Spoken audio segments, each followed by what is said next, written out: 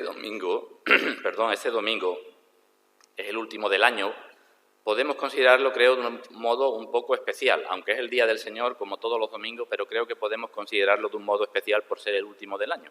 Los primeros domingos de cada mes, que también son Día del Señor, también lo tenemos de un modo especial porque en ellos normalmente recordamos la muerte y la resurrección del Señor Jesucristo. Así que aunque sea un Día del Señor, no es un Día del Señor cualquiera porque podemos mirar atrás a lo que ha hecho el Señor con nosotros, por nosotros o en nosotros a lo largo de todo el año y en lo que esperamos de Él en el próximo año. Así que nuestros pensamientos hoy van a girar en asuntos distintos de los que normalmente hacemos los domingos normales, el primer domingo de cada mes o el culto de oración. Vamos a meditar un poco acerca de nuestras vidas y en nuestras vidas pues vamos a hablar de la brevedad de nuestras vidas, de lo que hacemos con nuestras vidas, de los objetivos que podemos tener en nuestras vidas, de la providencia de Dios en nuestras vidas, cómo Dios se ha manifestado, y de las decisiones o resoluciones que debemos hacer en nuestras vidas, no solo para el año próximo, sino quizás para toda la vida. Es bueno pensar, y no solamente a final de año, pues en estas cosas. Bueno pensar en estas cosas.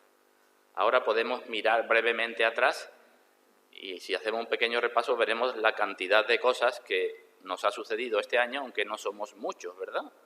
Yo tengo aquí anotadas unas cuantas, pero creo que podría seguir con una lista casi interminable.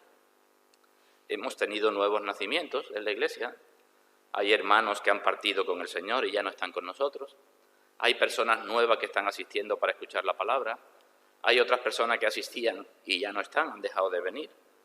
Los niños y los jóvenes van madurando, ya tienen otros objetivos, otras expectativas en la vida. Los adultos nos vamos haciendo cada vez más viejos y tenemos cada vez más achaques y más limitaciones. Algunos han tenido graves accidentes, otros enfermedades más o menos graves. Algunos se han afianzado en sus trabajos, otros todavía no lo tienen, otros lo han perdido, otros lo andan buscando. Hemos comenzado a evangelizar por las redes sociales, a publicar libros. Algunos familiares nuestros están un poco más sensibilizados con las cosas del Señor, otros, por desgracia, están más endurecidos. Y todos tenemos ciertos proyectos o expectativas para el año que viene, tanto personales como familiares como eclesiales. Así que por la fecha en que estamos, pues creo que es bueno que meditemos en nuestras vidas. Y para eso vamos a leer el capítulo 38 del libro del profeta Isaías. No vamos a leerlo completo al comienzo, vamos a leer unos versículos. En primer lugar, del versículo 1 al versículo 8, Isaías 38, del 1 al 8, lo comentaremos y después leeremos el resto del capítulo. Así que Isaías 38, aquí se nos habla de la enfermedad del rey Ezequías, algo que la mayoría de los que conocéis la Biblia pues os sonará familiar. Isaías capítulo 38. En aquellos días Ezequías enfermó de muerte. No de cualquier enfermedad.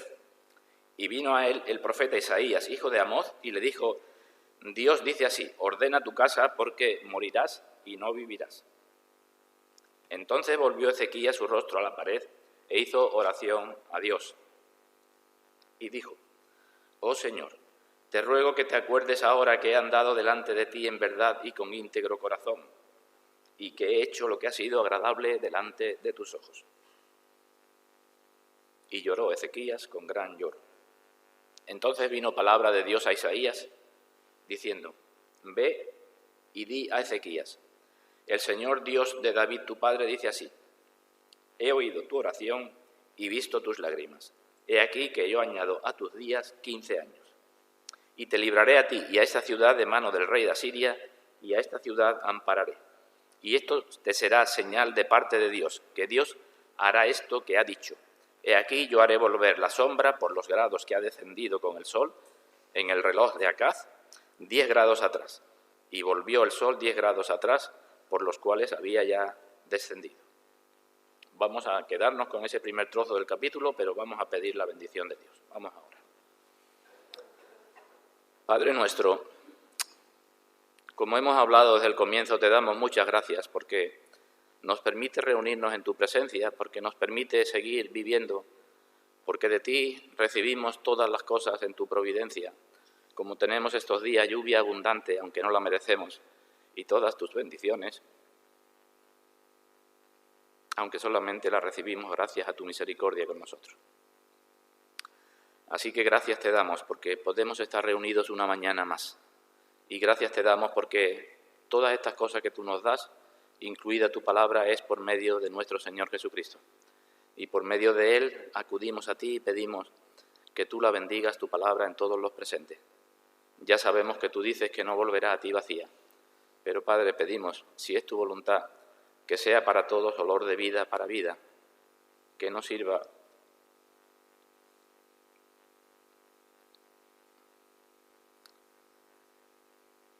para que las personas tengan más motivos para tu juicio.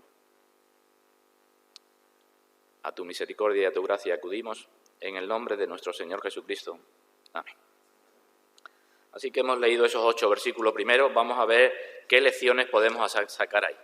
Primera lección, en primer lugar, pues algo que es evidente y algo que casi todo el mundo olvida, cristianos incluidos, y es que ni la grandeza como este rey, ni por ser un buen creyente como era este rey, nos exime de enfermedades graves que nos lleven a la muerte. Hemos leído que este hombre, era un gran creyente porque hizo grandes reformas en Jerusalén, quitó los templos y lo que se hacía con los ídolos, reformó el templo, organizó el culto, hizo grandes cosas en Jerusalén, era un buen creyente y además era un gran rey, pero eso no lo eximió de ser o de contraer una enfermedad que era para muerte. En el versículo 10, si lo tenéis por delante, dice él, Ezequías, yo dije, a la mitad de mis días iré a las puertas del Seol. Es decir, él tenía muchos objetivos todavía en la vida, pero dice, a la mitad de mis días, ahora veremos cuántos eran esos días, a la mitad de mis días me voy a morir y por tanto no voy a tener más oportunidad ni de alabarte, ni de servirte, ni estar glorificándote. El Señor lo sabía, ¿verdad? Como cuando las hermanas de Lázaro fueron al Señor y le dijeron, aquí el que amas está enfermo, ¿no? Y nos acordamos que respondió el Señor, esta enfermedad no es para muerte, sino para la gloria de Dios, para que Dios sea glorificado en ella. Pues algo así sucedía aquí en este caso. Así que no es que el Señor necesitara saber que estaba enfermo, porque el Señor es el que manda la enfermedad para muerte, pero aquella persona tenía que pasar por esa experiencia. Primera cosa, no estamos exentos, ninguno de nosotros, tengamos 5 años, 14, 20, 30, 40, 50 u 80, como tenemos ya algunos, bueno, no me incluyo, como tenéis algunos, aunque yo ya voy camino de ellos también, pues no estamos exentos de que nos llegue una enfermedad de parte de Dios que sea para muerte, y deberíamos de tener esas cosas presentes. En segundo lugar, el profeta, Dios le dice esto por medio de un profeta, el profeta Isaías. Y lo que le dice el profeta, en primer lugar, Dios dice así, versículo 1, ordena tu casa, porque morirás y no vivirás.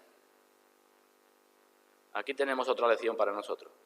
¿Qué debemos hacer cuando vemos que la muerte se aproxima o que la muerte ha estado cerca de nosotros? ¿Qué debemos hacer? Pues lo que dijo aquí el profeta, ordenar la casa, no las cosas de la casa, sino las casas de nuestros corazones. Pero como lo normal es que no sepamos ni cuándo, ni dónde, ni cómo nos va a llegar la muerte, ¿verdad? Pues es de sabio, es sabiduría que tengamos los corazones ordenados siempre delante del Señor, porque no sabemos cuándo nos puede acontecer. ¿Para qué? Pues para que cuando seamos llamados por Dios podamos estar en paz con Él y en paz con nuestras propias conciencias. El que miremos más la muerte, ¿significa que nos vamos a morir antes? Y decimos, no significa que nos vayamos a morir antes, porque tengamos la muerte presente, pero sí implica que vamos a vivir de otra manera distinta. El que se prepara para morir está preparándose también para vivir. Y muchas veces los cristianos no vivimos a la altura de lo que se espera de nosotros porque nos olvidamos de esto, de que dentro de poco o dentro de mucho, o cuando sea, cuando Dios disponga, también vamos a estar en su presencia. En tercer lugar, versículo 2. Ante este anuncio vemos que Ezequías hizo oración, ¿verdad? Volvió su rostro a la pared e hizo oración a Dios. Ezequías era un hombre de oración. En otros capítulos vemos, en el capítulo anterior, por ejemplo, que cuando Jerusalén estaba sitiada por los asirios, oró a Dios para que la librara. Y aquí, pues, está haciendo su oración. dice Santiago, ¿está alguno entre vosotros afligido? ¿Afligido por qué? Pues por cualquier cosa, también por estar enfermo. ¿Y qué dice la palabra? Haga oración. También por la enfermedad debemos de orar a Dios, porque ¿a quién va el niño con sus aflicciones y sus problemas sino al Padre? O lo digo de otra manera, nuestras aflicciones, nuestras enfermedades, y no solamente las nuestras, sino las de nuestros familiares, las de nuestros hermanos, deben llevarnos a ponernos de rodillas y deben llevarnos a la palabra de Dios, a orar a Dios. Nos dice el versículo 22 que cuando estuvo bueno subió a la casa de Dios a orar, pero aquí, como estaba enfermo y no podía, volvió el rostro hacia la pared, probablemente mirando al templo, y hizo su oración a Dios. En cuarto lugar, vemos también la importancia que tiene el buen testimonio de nuestras conciencias, de nuestros corazones, a la hora de pasar por una enfermedad o a la hora de que la muerte se acerque a nosotros. Dice el rey, te ruego que te acuerdes ahora que he andado delante de ti en verdad y con íntegro corazón. No está diciendo que por su santidad Dios lo justifique. Sabemos que no podemos justificarnos por nuestras buenas obras. Sabemos que no podemos alegarla delante de Dios como el que merece algo. No podemos hacer eso.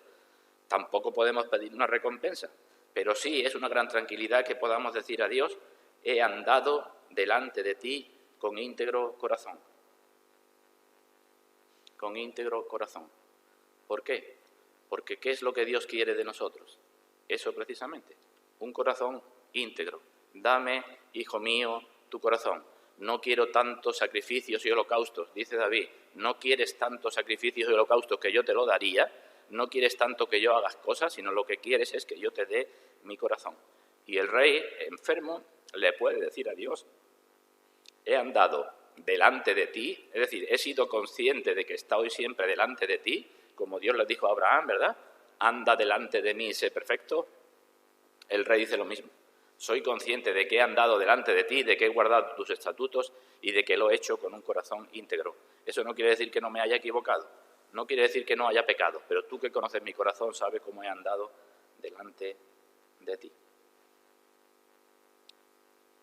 En quinto lugar, vemos también que Dios tiene abierto su oído para las oraciones de los creyentes, estén en las situaciones en que estén. Aquel hombre iba a morir, Dios le había dicho que iba a morir, pero él no creyó que no era necesario orar a Dios. De alguna forma está diciendo, Señor, considera cómo he sido delante de ti y si está en tu voluntad sanarme, pues sáname. Y Dios oyó esa oración. Y como hemos leído, le dio de vida a otros 15 años. La ciudad de Jerusalén fue sitiada y angustiada, el rey fue también angustiado por la enfermedad, pero las liberaciones de los dos, Jerusalén fue liberada y el rey fue sanado, fueron para la gloria de Dios y para que esta oración pues tuviera la honra de ser el instrumento que Dios usó para aquellas liberaciones. Siempre que oramos, evidentemente, Dios no nos va a enviar una respuesta como le envió a Ezequías, por un profeta, ¿verdad? Pero sí, Dios nos dice que tengamos buen ánimo y sabemos que su gracia se perfecciona en nuestra debilidad. Así que no tenemos razón para decir que oramos en vano. No sabemos si Dios va a responder al momento, como respondió allí, o cuándo o cómo va a responder. Pero la oración no es en vano.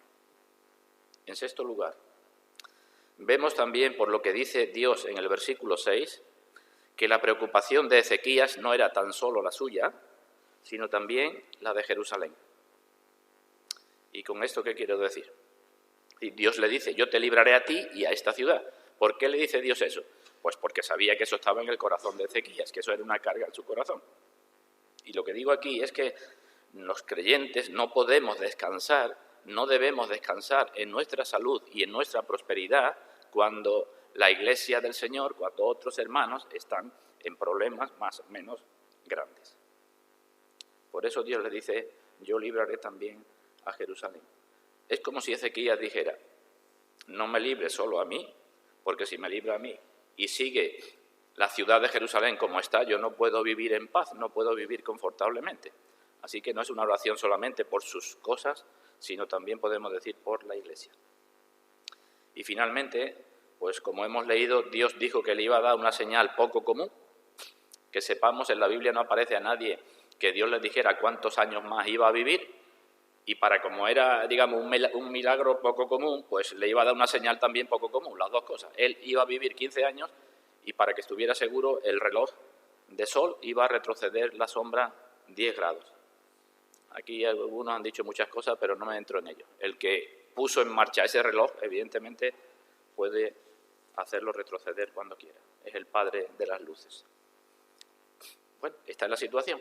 Seguimos ahora leyendo. A partir del versículo 9 cambia el contenido y dice: escritura de Ezequías, rey de Judá, de cuando enfermó y sanó de su enfermedad. Hay dos partes en el capítulo. La primera, Ezequías enfermó, oró a Dios, el profeta vino para decirle que sanaría y esta era la señal. Y ahora se nos dice aquí que el rey escribió escritura de Ezequías, rey de Judá, de cuando enfermó y sanó de su enfermedad. Vamos a leer lo que escribió. Dice: yo dije, a la mitad de mis días iré a las puertas del Seol, privado soy del resto de mis años. Dije, no veré a Dios, a Yahvé, en la tierra de los vivientes. Ya no veré más hombre con los moradores del mundo. Mi morada ha sido movida y traspasada de mí como tienda de pastor. Como tejedor corté mi vida, me cortará con la enfermedad, me consumirás entre el día y la noche. Contaba yo hasta la mañana, como un león molió todos mis huesos, de la mañana a la noche me acabarás. Como la grulla y como la golondrina me quejaba, gemía como la paloma, alzaba en alto mis ojos. Señor, violencia padezco, fortaléceme. Y ahora dice, ¿qué diré? El que me lo dijo, él mismo lo ha hecho. Andaré humildemente todos mis años a causa de aquella amargura de mi alma. Oh Señor, por todas estas cosas los hombres vivirán, y en todas ellas está la vida de mi espíritu, pues tú me restablecerás y harás que viva. He aquí, amargura grande me sobrevino en la paz, mas a ti agradó librar mi vida del hoyo de corrupción, porque echaste tras tus espaldas todos mis pecados. Porque el Seol no te exaltará, ni te alabará la muerte, ni los que descienden al sepulcro esperarán tu verdad. El que vive, éste te dará alabanza como yo hoy. El Padre hará notoria la verdad a los hijos. Dios me salvará, por tanto cantaremos nuestros cánticos en la casa de Dios todos los días de nuestra vida. Hasta ahí escribió Ezequías. Los dos últimos versículos nos narran cómo fue la sanidad, después lo leemos.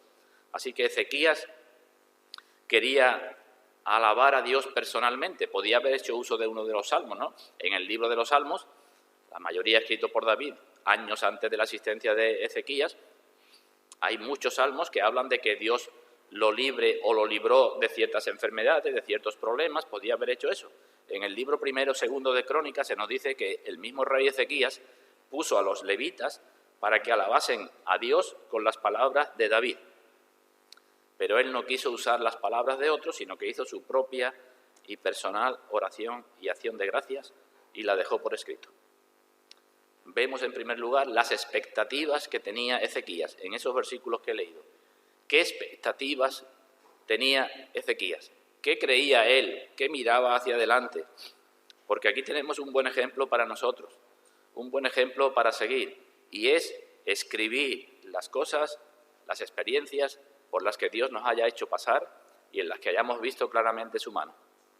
Sobre todo cuando somos, como dice Juan en su primera carta, hijitos o niños en la fe, o cuando somos jóvenes en la fe, es bueno que tengamos un registro de las veces que Dios ha tenido misericordia de nosotros, de las veces cómo nos ha socorrido, nos ha librado, ha hecho algo en nuestra vida, porque luego en los momentos de duda y de intranquilidad, eso que escribimos será bueno que lo veamos una y otra vez. Eso fue lo que hizo este hombre. Bueno, ¿y cuáles eran sus expectativas? Pues desde el versículo 10 hasta el versículo 14, pues las tenemos, las expectativas. se encontraba completamente abatido y emplea distintas imágenes para mostrar su abatimiento. Fijémonos que en el versículo 10 dice, yo dije, y en el versículo 11 de nuevo dice, dije. Es decir, es lo que él se estaba diciendo para sí. Él era lo que esperaba, esas eran sus expectativas. Pero a pesar de que sus expectativas eran tan negras, él oró para que Dios, en su voluntad, cambiara esas expectativas. Siguió orando y pidiendo misericordia a Dios.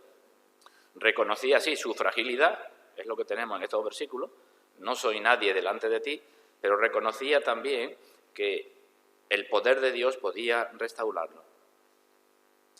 Miremos, versículo 10. Yo dije, a la mitad de mis días iré a las puertas del Seol.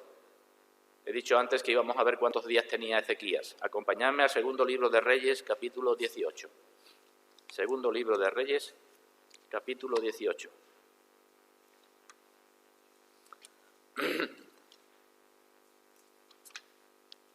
Sabéis, los libros de los reyes van dando las crónicas de un rey, lo que hizo, y a continuación el otro rey, y a continuación el otro rey. Pues en segundo libro de Reyes, capítulo 18, leemos lo siguiente en el versículo primero. Segundo de Reyes, capítulo 18. En el tercer año de Oseas, hijo de Ela, rey de Israel, cuando estaba reinando Ela en Israel, comenzó a reinar Ezequías, hijo de Acaz, rey de Judá.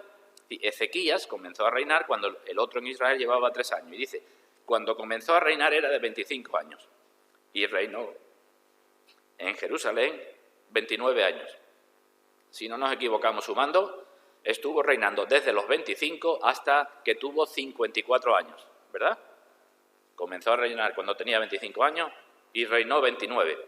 Así que estuvo reinando hasta los 54, pero si los últimos 15, digamos, fueron los que Dios le regaló, pues cuando estuvo enfermo tenía 39 o 40 años. No era tan viejo, ¿verdad? No era tan viejo. Era un rey, un buen creyente, que tenía por delante muchas expectativas de servir al Señor, de servir a su generación, pero él dijo para sí, a la mitad de mis días iré a las puertas del Seol. Y sigue hablando de su experiencia. En el versículo 12, por ejemplo, dice, mi morada ha sido movida y traspasada de mí como tienda de pastor. Mirad cómo habla. Mi morada ha sido traspasada de mí como tienda de pastor.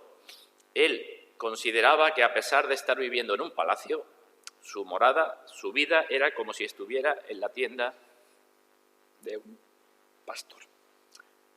Y la tienda de un pastor, pues hasta donde podemos entender, será un sitio pobre y humilde y no con muchas comodidades para el alojamiento, ¿verdad? Pero así se considera. Estoy como en la tienda de un pastor y mientras que estoy como un pastor debo servir a aquel a quien tengo que dar cuentas, porque puedo ser desalojado de esta tienda en cualquier momento. Fijémonos también que no dice todo se acabará, sino dice mi morada ha sido movida y traspasada de mí. Voy a morir, pero no se va a acabar todo, porque hay como un traspaso. Después utiliza otra similitud. Versículo 12. Como tejedor corté mi vida, me cortará con la enfermedad. No es que él se fuera a quitar la vida, no significa eso, sino que todas las expectativas que tenía en su vida, en vista de la enfermedad, él dice, yo corté toda esa expectativa, porque lo que tenía claro es que Dios, dice, me cortará con la enfermedad. La imagen del tejedor aparece con frecuencia en la Escritura. El libro de Job nos dice que nuestros días son como la lanzadera de un tejedor. Y sabemos cómo es eso, ¿verdad? Los antiguos telares tenían un marco de madera y algo que se tiraba con un hilo y después se recogía otra vez. Y cada vez que iba y venía, pues el hilo iba haciendo algo. Pues dice, nuestros días son así. Me cortarás como un tejedor. Llegará un momento en donde el hilo se corte y tengamos que presentar lo que hayamos hecho delante de nuestro Señor. Según hayamos hecho en el cuerpo, dice el apóstol Pablo, así recibiremos. Pero también podemos verlo desde otro punto de vista, y es que cuando termina el trabajo, pues termina la fatiga, terminan los problemas, terminan las aflicciones, y estaremos entonces delante del Señor. Pero sobre todo, versículo 11, lo que más sentía es que no podía ver a Dios en la tierra de los vivientes. Tenía esperanza en que lo iba a ver en el cielo y decimos, sí, era un buen creyente y en el cielo él vería a Dios, pero su deseo era verlo en este mundo. No voy a ver a Dios más en la tierra de los vivientes, como cuando David estaba lejos de Jerusalén por distintos motivos y siempre decía, mi alma tiene sed de ti, ¿no? ¿Cuándo vendré y me presentaré? ¿Cuándo iré al templo otra vez? Él dice, ya no voy a ver a Dios en la tierra de los vivientes y ya no veré más hombres con los moradores del mundo. Ya no veré más a mi familia, a mis amigos, a mis súbditos, ya no voy a verlos más. En este sentido, digamos, podemos pensar que Ezequías tenía casi el mismo pensamiento que el apóstol Pablo, pero digamos, puesto que la revelación no era tan completa, un pensamiento, digamos, más débil en cuanto a lo espiritual. El apóstol Pablo dijo, para mí el vivir es Cristo y el morir es ganancia, mas si el vivir en la carne resulta para mí en beneficio de la obra, no sé entonces qué escoger. Así escribió Pablo. Porque de ambas cosas estoy puesto en estrecho, teniendo deseo de partir y estar con Cristo, lo cual es muchísimo mejor, pero quedar en la carne es más necesario por causa de vosotros. No sabemos si el pensamiento del rey fue este, porque no se nos dice, pero quiero entender que fue aproximadamente ese. No es que estuviera tan apegado a las cosas de la tierra que dijera, qué pena que voy a dejar todo esto. Sé que al estar con Cristo será mucho mejor, pero me apena tener que dejar a mis súbditos, dejar al reino, dejar a la familia, con el que todavía me queda tanto que hacer para restaurar el culto a Dios. Sigo adelante. En estas expectativas, dice además en el versículo 12, me cortará con la enfermedad, me consumirás entre el día y la noche. Es decir, la enfermedad que había contraído aumentó tan rápida que él pensaba que no iba a llegar al día siguiente. Dice, cantaba yo hasta la mañana, versículo 13, como un león molió todos mis huesos, de la mañana a la noche me acabarás. Vemos cómo eran sus expectativas y estaba gravemente enfermo. Y él decía, como mucho voy a llegar a la noche. Y al otro día, cuando llegaba la mañana, pues volvía a repetir lo mismo y tenía los mismos temores. Decía, no sé cuántos días me va a dejar Dios más viviendo así. De la mañana a la noche me acabarás. Aquí no debemos seguir el ejemplo de Ezequías, o por lo menos el ejemplo en parte que he estado diciendo, porque debemos estar mucho más preocupados de lo que será de nosotros cuando partamos con el Señor, que no de cuándo vamos a ser cortados, o de la enfermedad que el Señor nos va a mandar, o de cómo vamos a vivir en este mundo. Después, además de sus expectativas, escribió también sus quejas. Versículo 14. Y estaba enfermo, vemos el razonamiento, ¿verdad? Yo dije, poco me queda, yo dije, me vas a cortar la vida en un momento, yo dije, ya no voy a ver más a Dios, yo dije esto. Y versículo 14, ahora su queja. Como la grulla y como la golondrina me quejaba. Los ejemplos que pone, gemía como la paloma. Alzaba en alto mis ojos, Dios, violencia padezco. Hay otras versiones que hablan ahí, en vez de violencia padezco, es la enfermedad que padezco, cómo me encuentro ahora mismo desvalido. Fortaléceme. Emplea, digo, las imágenes de la grulla y la golondrina cuando pían asustadas. Hemos visto por lo menos las golondrinas, ¿verdad?, que vienen por nuestras tierras. Cuando se asustan esos pájaros, pues tienen un sonido estridente y él dice, así yo. Me quejaba como la grulla y la golondrina. Era incapaz casi de orar, pero solamente tenía quejas y gemidos. Gemía como la paloma. Sabéis que la paloma se emplea también en la Escritura como símbolo de inocencia, de pureza, ¿verdad?, incluso símbolo del Espíritu Santo. Así que, como la paloma, gemía tristemente, pero gemía silenciosamente y pacientemente. Y como no había otra solución, alzaba en alto mis ojos. Esa es la única solución que encontraba. Alzaba en alto mis ojos y dijo, Señor, violencia padezco, fortaléceme. ¿Qué podemos aprender aquí?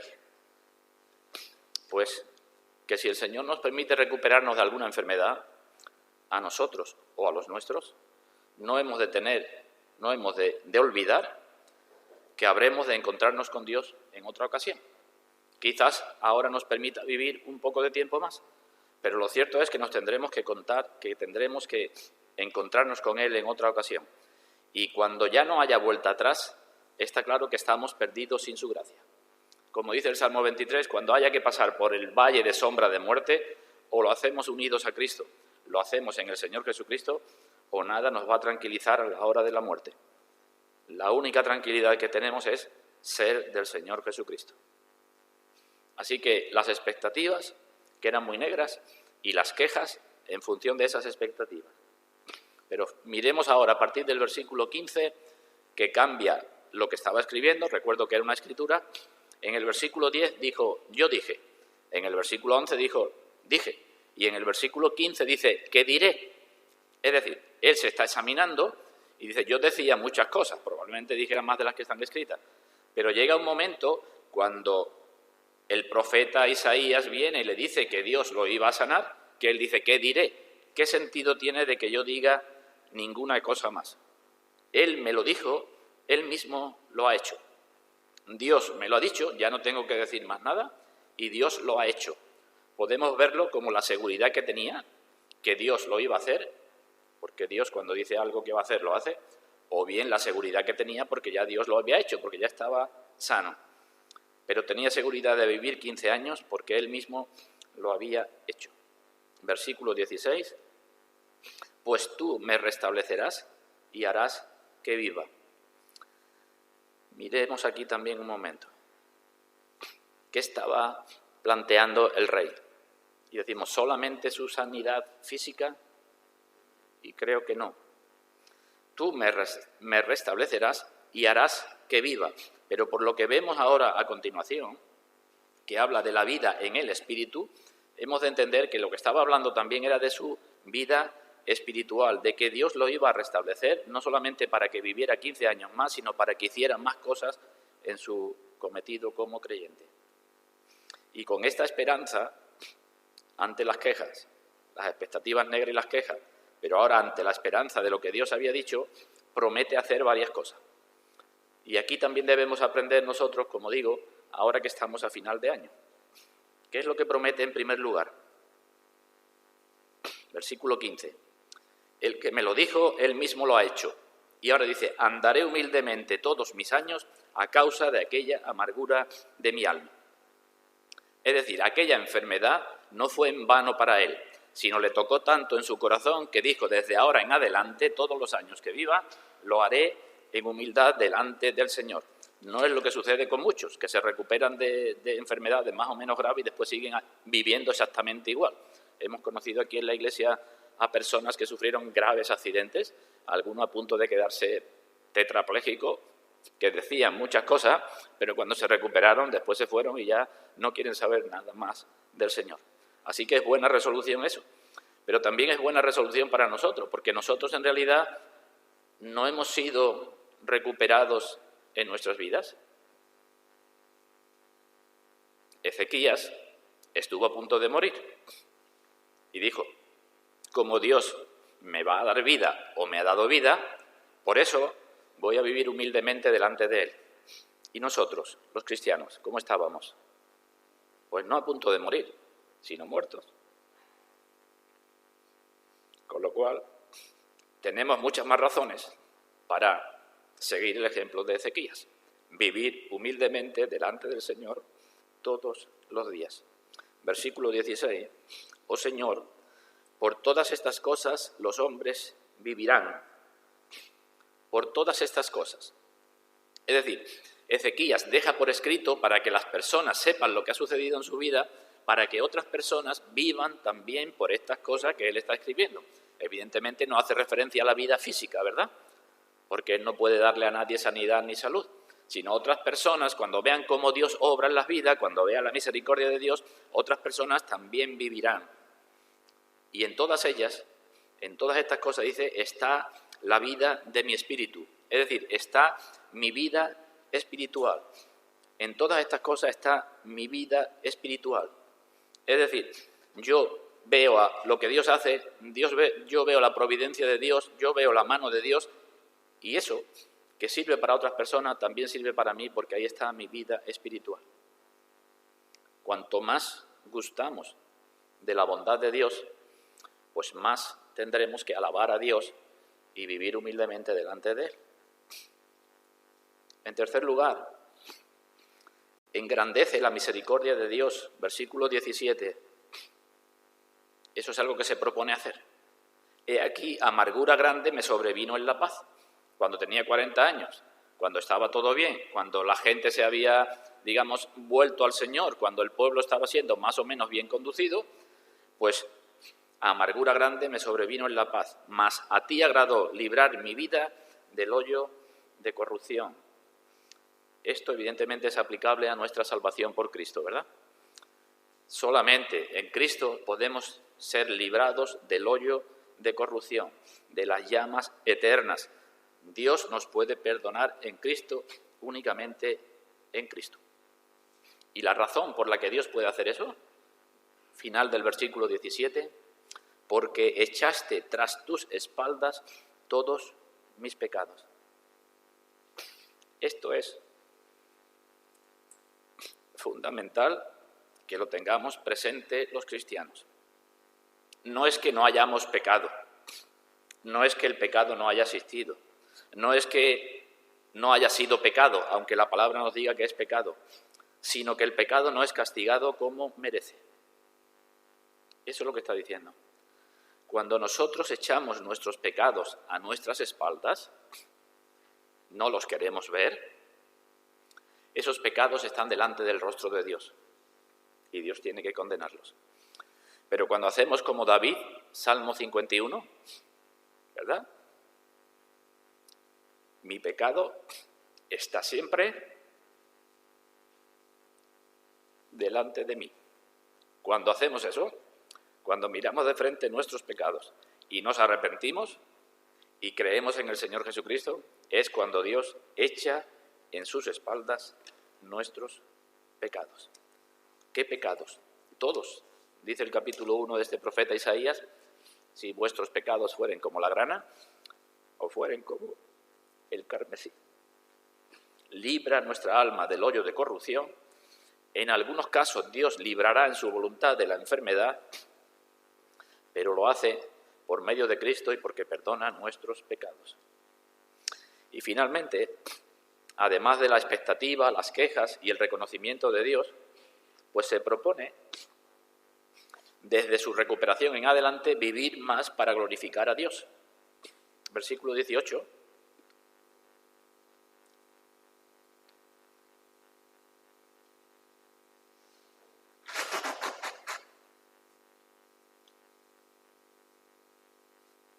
Porque el Seol no te exaltará, ni te alabará la muerte. Ni los que descienden al sepulcro esperarán tu verdad. Yo sé que si me muero, y yo sé que los que han muerto no te van a alabar porque están en el Seol, están condenados. Pero el que vive, éste te dará alabanza como yo hoy. Habiéndose recuperado de la enfermedad, decide no solamente seguir haciendo lo mismo que estaba haciendo antes, sino aumentar mucho más en su servicio a Dios, en su alabanza a Dios. Por eso repite, el que vive, éste te dará alabanzas como yo hoy. Así que Ezequías estaba contento de seguir viviendo. ¿Por qué? Pues no porque pudiera seguir en su palacio con tantas cosas como había en el palacio y en la corte, no porque pudiera seguir disfrutando de muchas cosas, sino el que vive, éste te dará alabanza como yo hoy. Si estuvo a punto de morir, esa es una buena conclusión, ¿verdad? Ahora vivo, ¿qué otra cosa puedo hacer que no alabarte? Como yo lo hago hoy, como yo hoy. Aquí tenemos también otra lección para nosotros. Y es que no podemos intentar enseñar a nadie, exhortar a nadie, si primero no damos nosotros ejemplo. El que vive te alabará, yo te alabaré como yo hago hoy. Versículo 20, Dios me salvará, o Dios me salvó. Y por tanto, versículo 20, cantaremos nuestros cánticos. Cantaremos, no solamente yo cantaré, porque ha dicho antes, como yo hago hoy. El que vive te alabará como yo hago hoy, pero cantaremos. Voy a cantar alabanzas a Dios con mi familia, con mis hijos, con mis hermanos, porque quiero ir al templo y cantaré a Jehová, dice, todos los días, o cantaremos todos los días de nuestra vida, porque así, con la alabanza a Dios, glorificamos a Dios y se edifica su iglesia. Cantaremos a Dios, dice, todos los días. ¿No es una misericordia nueva que podamos vivir un día más? Pues si es una misericordia nueva merece una nueva alabanza. Y si además recordamos las misericordias anteriores, pues todavía tenemos más motivos para alabar a Dios. Sabéis lo que dice el libro de Lamentaciones, ¿no? Vamos a leerlo. Lamentaciones, capítulo 3, versículo 22.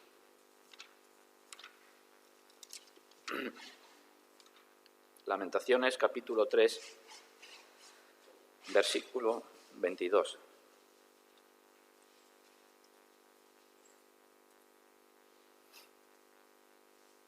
Dice, por la misericordia de Dios no hemos sido consumidos, porque nunca decayeron sus misericordias. Es decir, la razón para que sigamos viviendo no es porque somos muy listos, somos jóvenes o tenemos mucha salud o tenemos lo que sea, sino no hemos sido consumidos por la misericordia de Dios.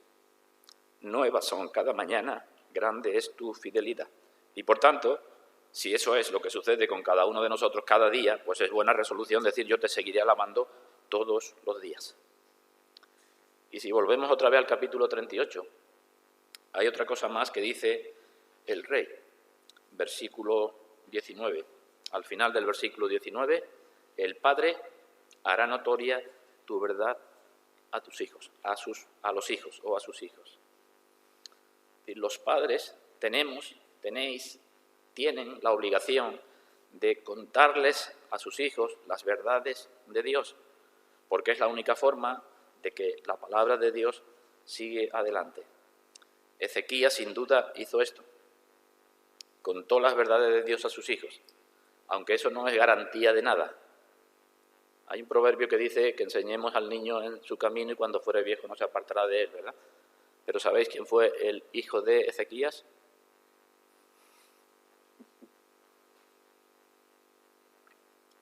Manasés, otro rey, el peor rey de Jerusalén. ¿Eso qué quiere decir? Pues que los padres tenemos que dar a nuestros hijos muchas cosas, y muchos consejos, y muchas bendiciones, pero la gracia de Dios no la podemos dar. De todas formas, eso no nos exime de hablar la verdad de Dios a nuestros hijos. Y finalmente dice, haré esto, cantaremos nuestros cánticos, versículo 20, en la casa de Dios, todos los días de nuestra vida. En la casa de Dios. Es decir, él quería ir al templo, además de hacerlo personalmente con sus hijos y en su casa, quería ir al templo, no como algunos, dice la carta a los hebreos, tienen por costumbre y dejan de congregarse. Y los dos últimos versículos los leemos, que habla del modo que Dios usó para sanarlo. Isaías 38, 21. Y había dicho Isaías, tomen masa de higos y pónganla en la llaga y sanarás. Había asimismo dicho Ezequías, ¿qué señal tendré de que subiré a la casa de Dios? Dios quiso curar aquella enfermedad terrible con higos, porque Dios no está limitado, ¿verdad? Dios puede hacerlo como quiera. Pero Ezequías tenía que obedecer lo que Dios había dicho, como aquel ciego que el Señor le puso barro en los ojos y le dijo, ve a lavarte al estanque de Siloé. ¿Por qué? Porque no tiene sentido que oremos a Dios por ayuda y cuando Dios nos muestre cuál es la salida, nosotros no nos esforcemos por obedecer lo que Dios nos está diciendo. Lo digo de una forma más clara. Los cristianos no debemos poner a los médicos en el lugar de Dios. ¿Lo tenemos claro? pero sí debemos hacer uso de ellos en subordinación a Dios, porque Dios en su providencia nos pone médicos y nos pone otras cosas. Pero no son los médicos los que deciden cuándo es nuestra vida, cuándo hemos de morir y cuándo hemos de vivir. Conclusión final. Según la brevedad de la vida, que los años pasan muy ligero, ¿verdad? Todos nos miramos y decimos, parece que fue ayer cuando hicimos la capilla, parece que fue ayer cuando empezamos, nos convertimos, parece que fue ayer cuando nació el niño, parece que fue ayer. Ante la brevedad de la vida y ante la presencia de la enfermedad que puede llegarnos en cualquier momento, nuestro fin fundamental tiene que ser glorificar a Dios. Ese es el fin fundamental del creyente. Glorificar a Dios, hacer el bien a todos, pero mayormente a los de la familia de la fe, y crecer en la gracia y en el conocimiento. Ezequías preguntó finalmente, ¿qué señal tendré de que subiré a la casa de Dios? ¿Qué señal tendré de que subiré a la casa de Dios? Porque su deseo era ir al templo y estar allí alabando al Señor. El paralítico que tenemos en el Evangelio de Juan, que fue curado por el Señor, nos dice que el Señor al otro día lo encontró en el templo. Era paralítico y no entraba en el templo, pero cuando fue sanado, lo primero que hizo es ir al templo. Lo mismo aquel paralítico que sanaron Pedro y Juan, que entró en el templo danzando y saltando y dando gracias a Dios. Pues esta es la lección, hermanos. Como dice el salmista y hemos leído al principio, viva mi alma y te alabe. Mi deseo es que viva mi alma más que mi cuerpo y te alabe. Pues Dios bendiga su palabra para gloria de su nombre.